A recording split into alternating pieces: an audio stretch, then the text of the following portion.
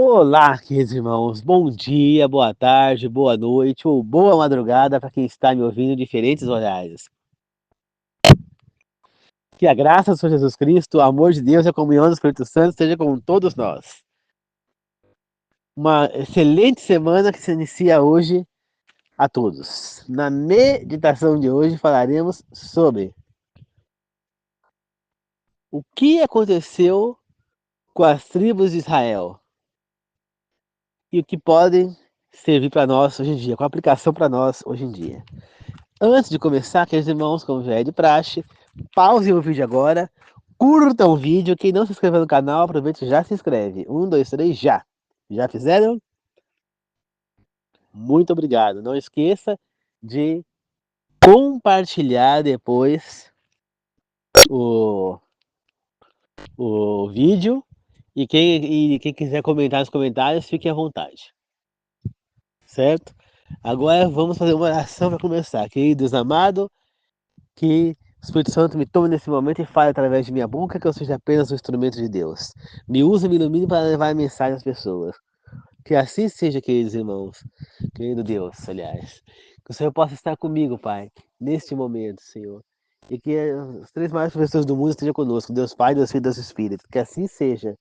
Que todos possamos ser abençoados e ter a nossa mente aberta para que possamos aprender tudo que tem que ser aprendido. E assim seja. Amém.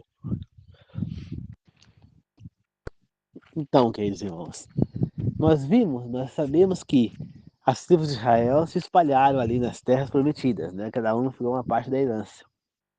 Então, vamos falando sobre elas. Quando Salomão caiu em pecado, o reino foi dividido em dois, né? O reino de um lado, que era o reino de Israel, onde ficaram 10 tribos, e o reino do outro lado, que era o reino de Judá, onde ficaram duas tribos, que era Judá e Benjamim. Mas quando houve essa tribo, nós já tivemos o sumiço das terras de uma das tribos de Israel. Vocês sabiam disso? Qual foi essa tribo? Essa tribo foi a tribo de Simeão, né? A tribo de Simeão, ela se desfez, por quê? Porque as suas terras ficavam dentro das terras de Judá, né? Em volta das terras de Judá, né? Então a terra de Judá fazia volta da terra de Simeão, lá no centro tinha as terras de Simeão. Porém, como Simeão ficou contra Judá, eles foram obrigados a sair de lá e ir para o reino de Israel, né? E aí eles acabaram tendo que abandonar suas terras que passaram a pertencer a Judá. E aí nós já temos o fim de uma das tribos de Israel. Aí nós passamos os anos, né? Tivemos vários reis, né, ambos os reinos, até que o rei da Síria vai lá e ele faz o quê? Ele invade o reino de Israel, leva cativo a maioria das pessoas do reino de Israel, leva o rei cativo e põe para morar lá em Israel um monte de povos estrangeiros a qual pertencia ao reino deles. E aí se dizimou e se acabou todas as 10 tribos que pertenciam ao reino de Judá.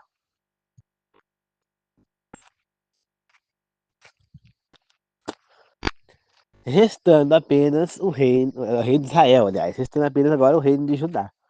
Que mesmo sendo levado cativo, ele volta a crescer em torno de quem? Em torno de Jerusalém. E ali continua as tribos de Benjamim e de Judá. Eles retornam depois do cativeiro da Babilônia e começam a reconstruir tudo. Então, nós sabíamos que as tribos de Judá e as tribos de Benjamim, elas permanecem, são os descendentes que nós temos hoje dos judeus, né? E temos alguns também, uma parte dos descendentes de Efraim, que também se bandeou depois para o lado de Judá. Mas o restante, eles acabaram dizimados. Então nós não temos mais tribos de Israel, descendentes deles. Eles foram misturados pelo mundo. E por que isso aconteceu? Porque eles se negaram a ouvir o chamado de Deus. Deus, através dos profetas, ele começou a chamar a atenção do povo de Israel. Todos aqueles que te ouviram falar no Velho Testamento chamaram a atenção de Israel e de Judá para que eles se voltassem para Deus, para que eles saíssem do pecado, parassem de adorar outros deuses. Mas Judá não ouviu, e nem Israel ouviram a voz de Deus. E eles acabaram, então, sofrendo as consequências, né? Ambos foram levados cativos, porém Judá retornou, mas Israel não.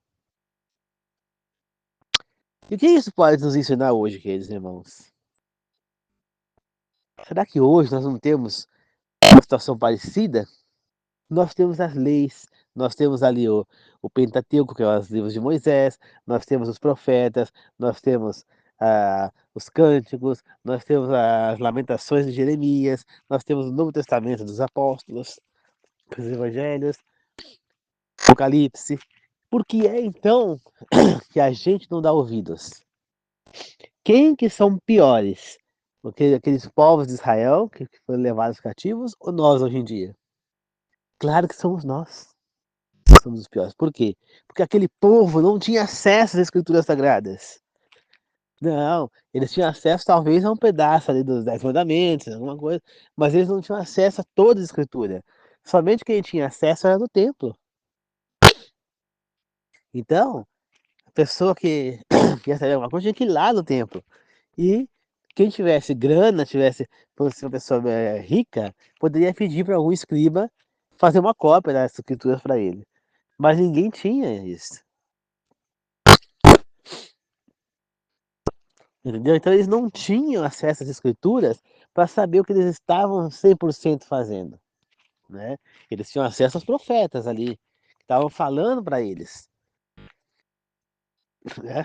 Mas eles não tinham acesso às escrituras diretamente. Então, o Pentateuco, por exemplo, eles não tinham acesso. Né? Tanto que você vê, por exemplo, quando acho que Josias assume o trono, e aí eles vão olhar nesses pergaminhos, né, que é escrito, né, nos papiros lá, e eles descobrem lá um rolo deles, e lá eles leem e ficam horrorizados, porque aí eles compreendem que eles estavam fazendo muita coisa errada ali que ia levar eles para o cativeiro. Porque já desde Moisés foi alertado que eles iriam ser levados cativos se eles adorassem outros deuses. E Deus já deixou alertado lá que eles iam fazer isso, né, para Moisés.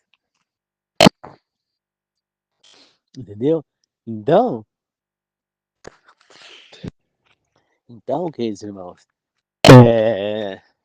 nós somos os piores, nós temos acesso à Bíblia, está no celular hoje em dia, você não precisa nem comprar.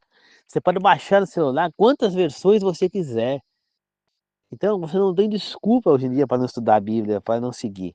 Eles não tinham acesso às escrituras do Pentateuco, né? E era fácil acreditar num profeta? Não. Hoje em dia, por exemplo, muita gente não aceita Ellen White, por exemplo, como uma profetisa. Se hoje em dia vocês estão rejeitando Ellen White como uma profetisa, por que que o povo de Israel não poderia rejeitar um profeta também? Qual a diferença? Nenhuma, né? Falar, mas Ellen White não escreveu livro nenhum na Bíblia. Mas nós temos que entender que existem dois tipos de profetas, os canônicos e os não canônicos. Então, canônicos são aqueles que escreveram o cânion, que escreveram livros na Bíblia, né? Jeremias, Isaías, Ezequiel, Daniel, Malaquias, Jonas, Oséias, Abacuque, enfim, Zacarias, entre outros. E existe aqueles também que estão citados na Bíblia, mas que não têm livros na Bíblia. Então, Natã, Elias, Eliseu, o próprio Abraão, né? Noé, enfim, a gente vai procurando, existem profetas que estão citados na Bíblia que não escreveram livros bíblicos, como por exemplo, os apóstolos Tiago, né? O apóstolo André, o apóstolo Natanael ou Bartolomeu, o apóstolo Judas Tadeu, né? Ou seja, a maioria dos apóstolos não escreveram livros na Bíblia. Judas Iscariotes, né? Não escreveu nada. Matias, depois colocar também, não escreveu nada, né? Aí o Paulo, que foi colocado por Deus, por Jesus no lugar de Judas, ele escreveu. Estevão, que foi um discípulo, podemos dizer um profeta, não escreveu nada. Simão Zelotes não escreveu nada. Felipe não escreveu nada.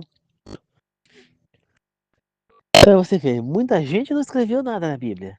E nem por isso eles não são deixados de serem profetas, de serem apóstolos. Entende? Então, cada um tinha uma função. Nem todo mundo é igual. Então, esses que não escreveram nada são não canônicos. Entendeu? Não escreveram cânone, não escreveram na Bíblia. Assim como Ellen White. Nós tivemos Miriam, que não escreveu livros na Bíblia. Nós tivemos Débora, que foi uma profetisa também estava na Bíblia, que não escreveu livros na Bíblia. Acho que Ana, né, acho que a profetisa lá que estava lá perto do templo, quando Jesus foi levado lá para se apresentar a Deus, por Maria e José, também não tem livros na Bíblia. João Batista, também considerado um profeta, não tinha livros na Bíblia. Então, existem os profetas canônicos e os não canônicos. Pronto. E Ellen White é uma não canônica. Então, como hoje em dia é difícil você acreditar em alguém como profeta, naquela época também era. Como saber se aquela pessoa está sendo é, coerente com o que ela está falando ou não? Como saber? É? Como saber se aquela pessoa realmente é um profeta? No Novo Testamento nós temos, por exemplo, na Bíblia, né? Não sei se é velho também, mas no Novo nós temos orientações de como saber se o profeta é um profeta verdadeiro ou não. Então tem que ver se as profecias que ele falaram, que ele falou, aconteceu, né? Um profeta verdadeiro, ele vai falar em nome de Deus e vai levar a mensagem verdadeira, independentemente se é o que a pessoa quer ouvir ou não, né? E por isso muitas pessoas rejeitaram esses profetas, porque eles falavam o que Deus queria que eles falassem, não o que aquele povo queria ouvir, né? Então aquele povo ouvia Jeremias falando, vocês vão ser levados cativo, vocês não sei o quê, ficavam com raiva dele, achava que ele estava amaldiçoando o povo, né? Elias profetizou que ia ficar um tempo sem chover, de seca, achava que Elias estava fazendo coisa errada, né? Isabel tentou matar Elias de todo jeito. Por quê? Porque ela não conhecia Deus, ela se meteu no meio de um povo que era de Deus e ela era uma filisteia, né? Acho. Não sei se era filisteia que ela era uma profetisa de Aserá e de Baal, e ela não aceitava Deus de jeito nenhum. Você vê que ela tinha viajado para outra cidade quando aconteceu aquele evento, né, de Elias ter desafiado os profetas de Baal e Aserá, e eles fizeram lá um monte de coisa, não conseguiram fazer o fogo cair do céu, né? Então, tinha 450 profetas de Baal, acho que mais 150, se não me engano, de Aserá, né? Se não me engano, acho que era isso, foram 600 profetas contra Elias, com muito profeta de Deus. E eles ficaram o dia inteiro lá fazendo ritual, se cortando, fazendo um monte de coisa para tentar fazer o fogo descer do céu e não aconteceu. E Elias então fez o holocausto dele lá, orou para Deus, levantou a mão no céu e o fogo desceu.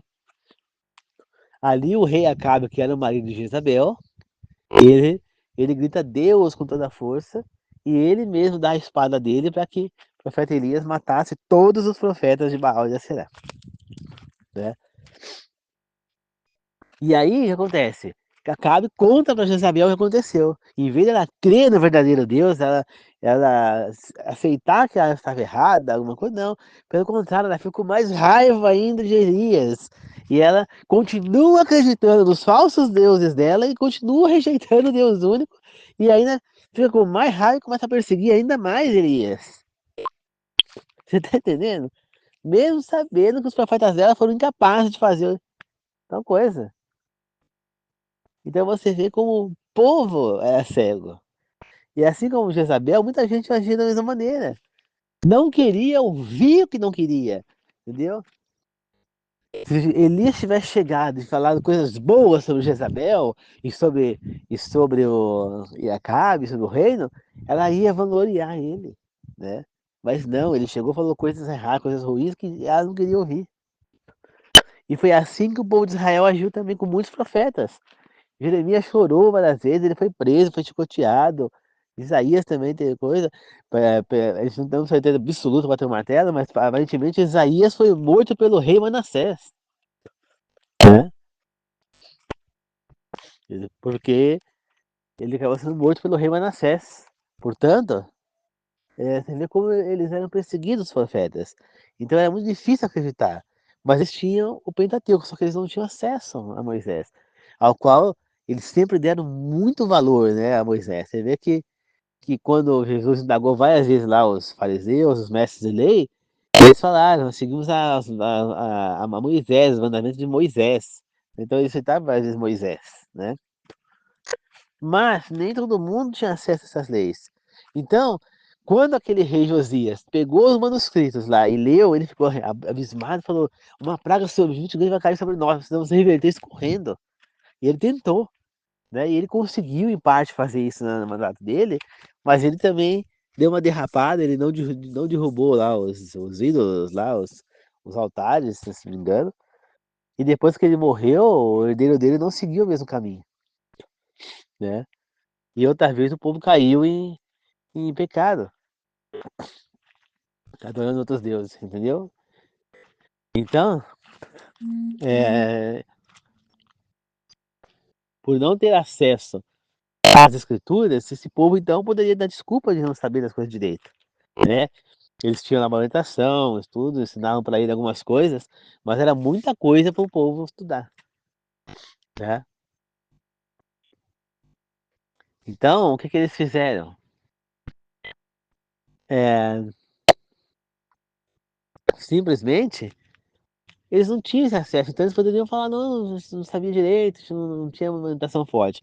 Mas hoje em dia nós temos, queridos irmãos, a Bíblia está para nós, para qualquer um. Eu mesmo tenho 5 Bíblias no meu celular, tenho mais umas 8 Bíblias da prateleira física. Eu tenho desculpa para falar que eu não sabia de tal coisa? Não, eu não tenho desculpa. Ninguém hoje em dia tem desculpa.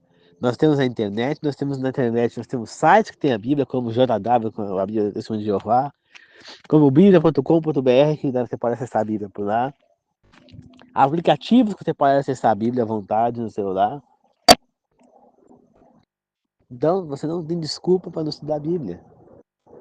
Você não vai poder chegar em Deus hoje em dia e falar, eu não sabia. Você sabia sim, você tinha acesso, você não quis saber, é diferente. Deus vai falar, você não sabia porque você não quis saber, porque você teve acesso para saber. E para outros vai falar, você sabia porque foi falado para vocês ouviram os meus missionários, os meus mensageiros, com deles sou eu, né? Falando a respeito e vocês não deram ouvidos. Então, agora vocês vão pro lago de fogo. Então, não é que você não sabia, não. Hoje em dia não tem desculpa. E além das Bíblias, nós temos uma variedade de pessoas pregando mensagens no Facebook, no YouTube, no Instagram, no TikTok, naquele Cuiel lá, Cuiel, sabe como é que fala o nome daquilo? Então tem gente para falar pregando. Só que as pessoas preferem ficar vendo vídeos pornográficos, vídeos mundanos, vídeos de tourada, vídeos não sei do que. Agora, ver um vídeo falando da mensagem de Deus, as pessoas não querem, né? Entendeu? Que tem, eu vi uma pessoa falando, né? Uma pessoa próxima de mim, pegou, falou que os meus vídeos são muito longos aqui no Face, né? Que tinha que ser mais curto, que as pessoas não vão querer ficar dando tempo, não tem tempo. Tem tempo para ouvir um vídeo de uma mensagem importante como essa, falando sobre Deus. Mas tem tempo para ficar vendo novelas, para ficar vendo filmes, para ficar vendo vídeos de pornografia, para ficar vendo programações, mas não tem tempo para a palavra de Deus. Essa pessoa vive falando, não tenho tempo, tem que fazer isso, fazer aquilo, não tenho ajuda, porque não sei o quê. Tem tempo, mas, então a pessoa só dá valor as coisas que ela tem que fazer, é isso, é aquilo, aquilo outro, mas não dá um valor sequer para estudar a palavra de Deus, né. Essa pessoa ela vai na igreja junto comigo, embora ela não é batizada na minha igreja, mas ela vai junto comigo na igreja. E nós estamos fazendo lá a leitura bíblica na igreja, nós estamos no ano bíblico. Nós já lemos o livro só esse ano aqui, desde 1º de janeiro até agora, até hoje, dia 9 de março, nós já lemos os livros de Gênesis, Êxodo, Levíticos, eh, Números, Deuteronômio e começamos agora o livro de Josué. Começamos ontem o livro de Josué. Então, você vê, em menos de 3 meses nós já lemos um monte de livros da Bíblia. Essa pessoa não poderia estar lendo também? E tentando aprender algo? Claro. Além disso, nós temos o estudo da escola sabatina diária. Essa pessoa está fazendo? Não. Não poderia estar fazendo? Claro que poderia estar aprendendo. Além disso, nós temos o devocional diário. Essa pessoa está fazendo? Não, poderia estar ali aprendendo, evoluindo. Então, a hora que ela chegar lá, se ela não mudar seu pensamento, ela não tiver um arrependimento e não se salvar, quando chegar lá, Deus vai falar para ela: "Você teve oportunidade, você teve ensinamentos, você teve a chance de estudar as escrituras e você não quis. Você preferiu dar valor para as coisas mundanas". É igual a história das irmãs de Lázaro, Marta e Maria. Marta só dava valor para ficar limpando casa, fazendo coisa, fazendo arrumação de casa, não sei o quê. Inclusive ela foi questionar Jesus: "Fala pra Maria me ajudar a fazer a comida, fazer as coisas da casa. Eu tô pra sozinha e ela aí". O que que Jesus disse pra Marta? "Marta, deixe Maria aqui, ela tá aprendendo a palavra de Deus. Ela terá todo o tempo do mundo para fazer essas coisas da casa. Mas a minha aqui, ela não vai ter o tempo inteiro", né, entendeu? Então, essa pessoa que eu tô me referindo, que eu não vou citar nome, ela tá se agindo exatamente igual Marta. Inclusive, o na igreja ela falou: "Eu sou Marta", e achando que tá abafando, e não tá, porque a Marta tá errada. É claro que a pessoa tem que arrumar a casa, arrumar, limpar a casa, dar manutenção na casa, fazer a comida, tudo mais. Mas, no momento você vai ter que dedicar um tempo do dia para Deus.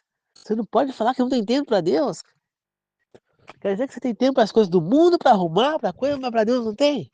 O que que é mais importante pra gente? Arrumar uma casa, fazer uma comida, limpar um terreno, fazer qualquer tipo de coisa, ou Deus? Existe alguma coisa mais importante que Deus? A resposta está numa fala de Jesus. Quais os 2 mandamentos mais importantes? Primeiro, amar a Deus acima de tudo. Ou seja, em primeiro lugar na sua vida tem que vir Deus.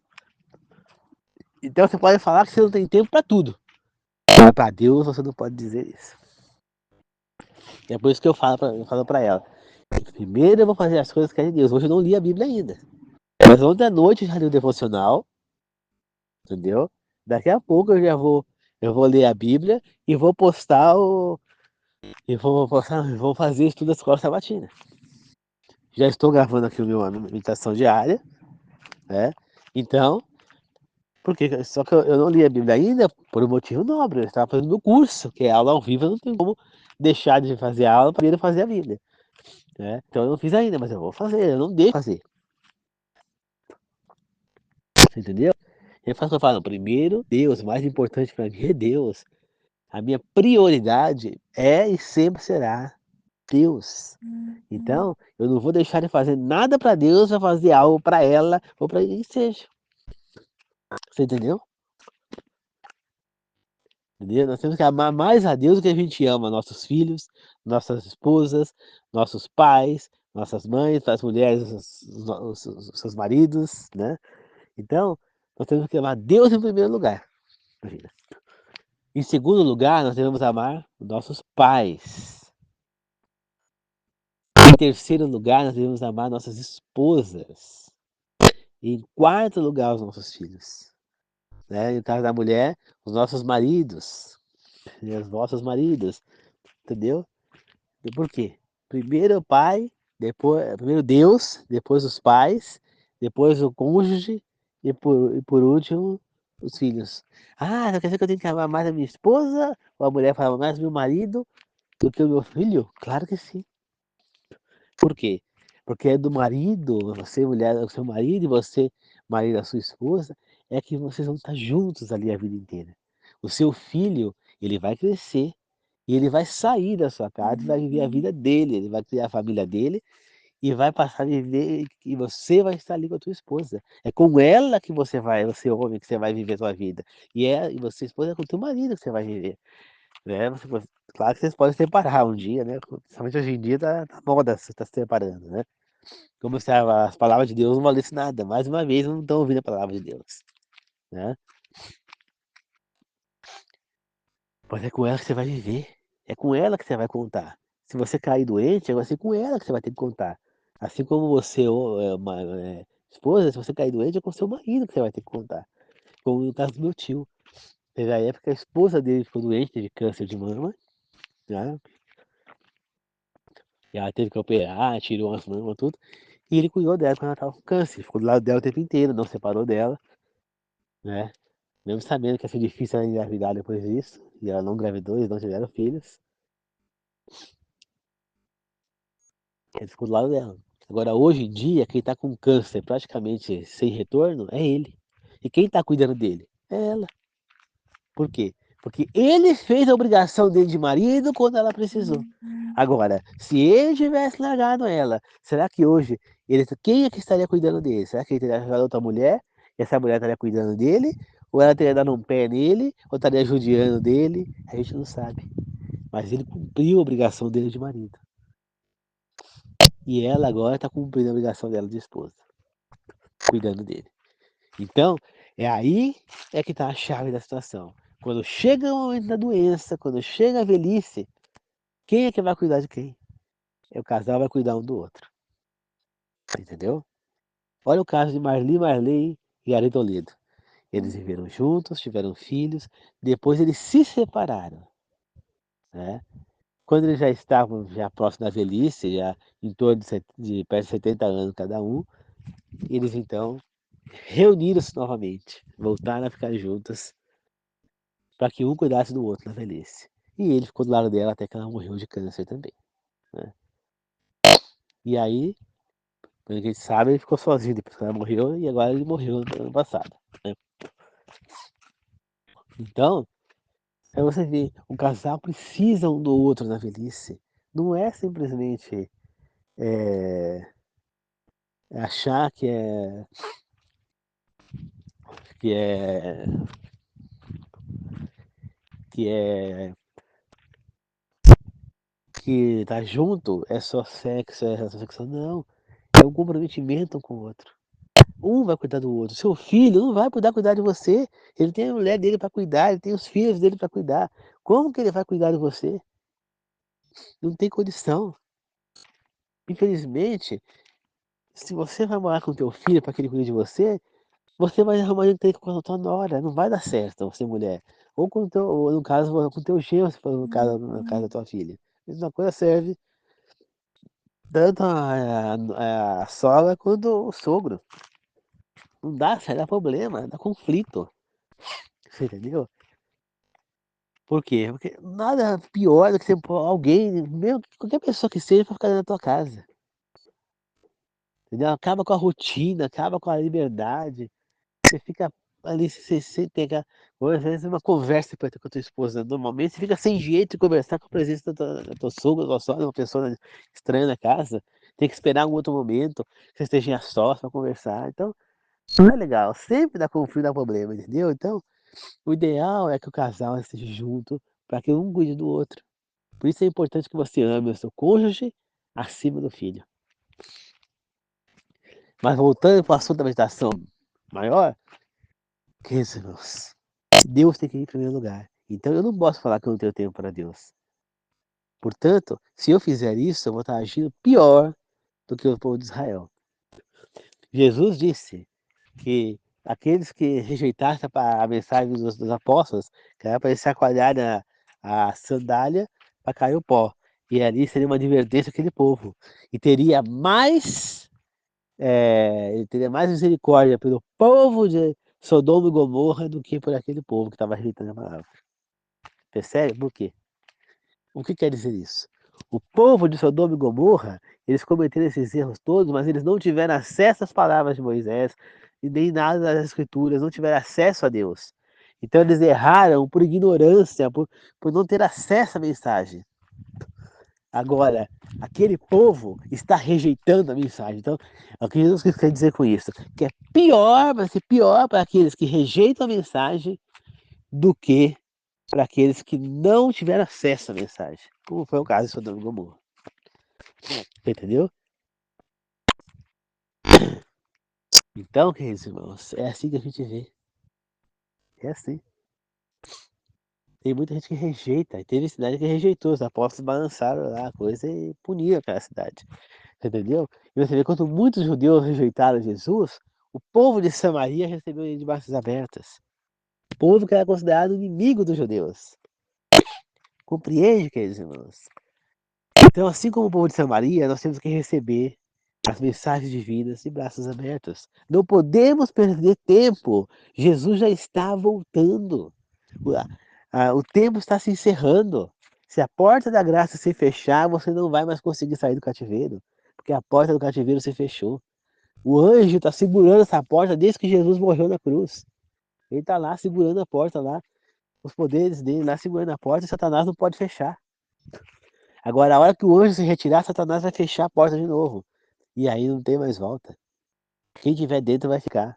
Muita gente já está aprisionada dentro do cativeiro, acorrentado, e não vai mais sair, pois já pecaram contra o Espírito Santo, já rejeitaram a Deus publicamente, já rejeitaram a Deus em definitivo. Então, o vaso já secou, não tem mais como remoldá-lo. Então, esses já estão acorrentados dentro do cativeiro, esperando para a morte eterna. Né? Então, eles não vão mais sair de lá. E tem aqueles que não estão acorrentados, mas estão dentro do cativeiro e se negam a sair. Que são aquelas pessoas que se negam a abandonar o mundo, que dão mais valor para as coisas do mundo do que para Deus. Estão trocando a adoração a Deus pela adoração ao mundo. Acham que o importante é limpar aqui, é limpar ali, e não é. O importante, em primeiro lugar de tudo, é Deus na sua vida. Em primeiro lugar é Deus. Amar a Deus acima de tudo. Em primeiro lugar é Deus. Então, primeiro você vai cumprir a sua obrigação com Deus. O tempo que sobrar, você dedica para as outras coisas. Em primeiro lugar é Deus. Você tem que pôr Deus em primeiro lugar na sua vida. Não tem outra maneira. Então, toma cuidado com a maneira como você age. Toma cuidado com o que você fala. Né? Tem gente, essa pessoa só falar, eu não sou dessa religião. Né? Quando fala da guarda do sábado, hoje não comer as carnes imundas. Só que ela tem que tomar cuidado, porque essa palavra religião que ela está usando é com R maiúsculo. Ou seja, ela está ali no lugar da palavra Deus. Eu não sou esse Deus. Eu não pertenço a essa religião, eu não pertenço a esse Deus, ela está falando. Porque, mas Deus não é o mesmo das igrejas? Sim, mas eu não estou me referindo que, que o Deus de uma igreja é um e a outra outra. Estou me referindo que, quando ela fala isso, ela está falando que ela não pertence a Deus, ou seja, ela está rejeitando a vontade de Deus para viver a dela. Ela está fazendo exatamente o contrário do que Paulo, por exemplo, fez. Que os apóstolos fizeram, que Moisés fez. Nós temos exemplos na Bíblia. Você acha que Moisés queria largar lá a família, a vida que ele estava vivendo numa boa, na tranquilidade, sendo pastor de ovelha, com a esposa, com filhos? Você acha que ele queria sair de lá para enfrentar o irmão dele de criação, Ramsés, para tirar aquele povo do Egito? Ele sabia que não ia ser fácil. Você acha que ele queria o deserto lá e não quis várias vezes largar aquele povo lá e voltar para a casa do sogro dele lá e viver a vida que ele vivia antes? Claro que ele queria, mas ele fez isso? Não, ele seguiu servindo a Deus até o fim. E ele foi recompensado com o quê? Ele está lá no céu junto com Jesus agora. Você acha que Oséias, foi Oséias, né? Aquele que foi Abacuque, não tenho certeza, queria casar com a mulher prostituta para sofrer, ficar sendo corneado o tempo inteiro? Não, mas foi a vontade de Deus que ele casasse. Então ele foi lá e casou. Você acha que Jeremias, é a vontade dele ficar solteiro pro resto da vida, não ter esposa, não ter família, não ter filhos? Não, mas Deus orientou a ele que ele não casasse. Então, para ele foi mais importante a vontade dele de casar, de ter uma esposa, ou a vontade de Deus? De Deus. Jonas queria ir pregar em Nínive, não, ele tentou até fugir, foi engolido pelo peixe grande lá, ficou 3 dias na barriga do peixe grande lá, e depois foi cuspido e foi lá pregar, e ele foi lá pregar por quê? Porque para ele foi mais importante a vontade de Deus do que a dele. Ele foi lá pregar. Você entendeu? Então, a vida é assim. Então, o mais importante para eles era a vontade de Deus. Você acha que Josué queria ser líder daquele povo? Você acha que ele gostou quando Deus escolheu ele como líder daquele povo? Ele deve ter odiado. Ele deve ter odiado aquilo. Por quê? Porque ele viu o que Moisés sofreu, ele estava o tempo inteiro junto com Moisés. Se Moisés já tinha 120 anos, Josué devia ter já os seus 70 anos ali. Ele viu, desde o início, ele saiu do Egito junto com Josué, com Moisés. Então, ele viu tudo que aconteceu. Ele viu tudo que aquele povo fez para Moisés no caminho inteiro. Que ele viu, sentiu na pele, ele quase foi apedrejado junto com Caleb. Você acha que ele queria ser líder daquele povo? Não, aquilo para ele foi quase que uma maldição. Ele poderia ter falado, não, de jeito nenhum eu vou liderar esse povo. Mas para Josué, o mais importante foi seguir a vontade de Deus. Por mais que ele não queria, por mais que ele rejeitasse aquilo, ele aceitou e liderou aquele povo, porque era a vontade de Deus, para ele era mais importante. Né? Eu hoje, por exemplo, se Deus falasse para mim lá, falasse para mim, Moisés, falasse, você vai liderar o povo no meu lugar, eu ia ficar revoltado com aquilo. Não ia achar que era uma honra, não. Ia achar que aquilo ali era uma maldição, eu estava sendo castigado. Porque liderar um povo rebelde daquele lá, um povo idólatra daquele lá, um povo do mal daquele lá, que que totalmente fracos de fé, o trabalho que eles deram para Moisés, jamais eu queria liderar aquele povo, jamais. Mas se Deus me escolhesse, eu teria que ir, porque a vontade de Deus tem que ser soberana na minha vida. Você acha que a minha vontade não era comer uma boa feijoada? Comer um bacon, comer uma linguiça calabresa? Claro que era. Um pão, um sanduíche de presunto, sanduíche de mortadela, presunto, claro que era. Mas eu como? Não, por quê? Porque para mim é mais importante a vontade de Deus. Você acha que a minha vontade não seria sair agora, procurar algum lugar, essas casas de garota de programa, e sair com uma garota de programa? É? Claro que seria, minha vontade.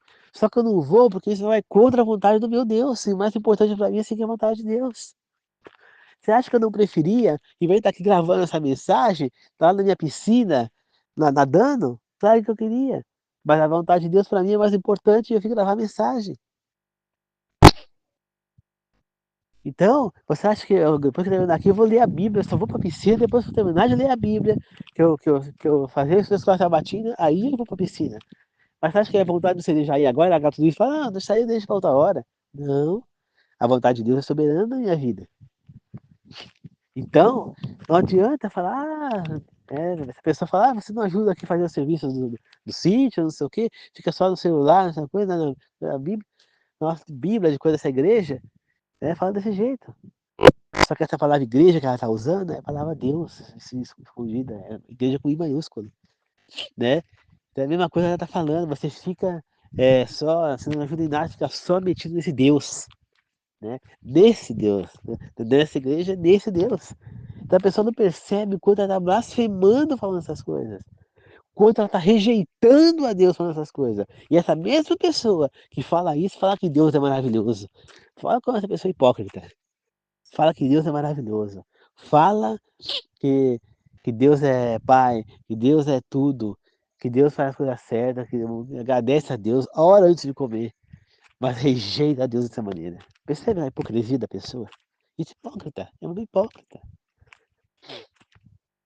Aí ela reclama que ficou janela aberta à noite, até quase 1 hora da manhã. Porque eu vou dormir tarde, né? Aí eu deixo aberta que eu vou dormir, aí eu fecho. Às vezes eu até durmo com ela aberta, fecho só a cortina. Aí eu falo, essa pessoa fala, tem que fechar, porque se tiver alguém na janela, olha a falta de fé dessa pessoa. Eu confio no meu Deus. Eu sei que nada vai acontecer. E se tiver que acontecer, vai acontecer até com a janela fechada. Porque o que for da vontade de Deus, ninguém vai impedir de acontecer. Então a pessoa tem que entender isso. Só que a pessoa não entende. E fica todo dia mesmo inclinando, fecha a janela, fecha a janela, fecha a janela. Entendeu? E aquele calorão, ela fica lá no calor, com a janela fechada, e eu fico lá no meu quarto mais fresco com a minha janela aberta. Você entendeu? Então, gente, a vida é assim. Nós temos que entender que Deus tem que ir em primeiro lugar na nossa vida. Depois o resto. O que der pra fazer depois a gente faz. Mas Deus a gente não pode deixar de fazer. Tá certo? E foi exatamente isso que o povo de Israel fez. Por isso é que eles caíram, né? Por isso que muitas tribos foram dizimadas e o reino de Israel o reino de Judá foi levado cativo lá, ficou 70 anos, né, cativo lá na Babilônia. Por quê? Porque eles deram mais valor às coisas do mundo, mais valor às vontades deles do que a Deus. E exatamente esse foi o erro deles, né? Mesmo os profetas chamando atenção, assim como eu estou fazendo com vocês aqui, né? Praticamente da mesma maneira que eu estou falando com vocês, eles falavam também, levando as mensagens de Deus para eles. E eles renegaram os profetas, judiaram os profetas, mataram profetas, entendeu? E aí sofreram as consequências, né? Hoje, Deus não vai levar vocês cativos para outro lugar, porque hoje não existe mais reino mais poderoso que o outro. Hoje, o seu destino, se você não seguir a Deus, se você rejeitar a chamada dele, se você rejeitar as pessoas que estão falando sobre ele, rejeitar o que ele quer que você faça, ele não vai te levar para a barriga do peixe igual fez com o Jonas, não. Ele vai fazer o quê? Ele vai te levar para o lago de fogo e enxofre e você vai perder a vida eterna e a morte, e vai ter a morte eterna. Não vai viver ao lado desse Deus, né? Se você gosta realmente de Deus, fala bem dele, se você quer um dia estar ao lado dele, você precisa tomar uma decisão agora de abandonar os seus hábitos